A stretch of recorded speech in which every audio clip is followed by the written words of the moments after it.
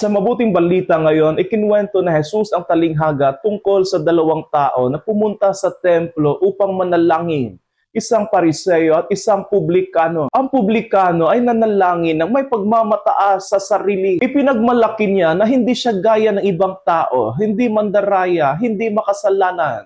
At binanggit pa niya na siya ay nag-aayuno at nagbibigay ng ikapu. Sa kanyang panalangin, tila nakatuon siya sa kanyang sariling kabutihan kaysa sa Diyos. Samantala, ang publikano ay nakatayo sa malayo, hindi man lamang makatingala sa langit. Dinadagukan niya ang kanyang dibdib at sinabi, Diyos ko, mahabag po kayo sa akin na isang makasalanan. Walang pagmamataas sa kanyang panalangin, tanging kababaang loob lamang at pagsisisi. Alam niya ang kanyang buong kahinaan at humihingi siya ng awa sa Diyos. Sinabi na Jesus na ang publikano ang umuwing kinalulugdan ng Diyos at hindi ang Pariseo, sapagkat ang nagmamataas ay ibababa at ang nagpapakababa ay itataas. Ipinapakita ng talinghaga na ang Diyos ay hindi tumitingin lamang sa panlabas nating kalagayan, kundi sa disposisyon ng ating puso. Ang pusong mapagpakumbaba ang bukas sa biyaya ng Diyos. Ang mabuting balita ngayon ay paalala sa atin tungkol sa paraan ng panalangin at pananampalataya. Minsan maaaring maging tulad tayo ng Pariseo,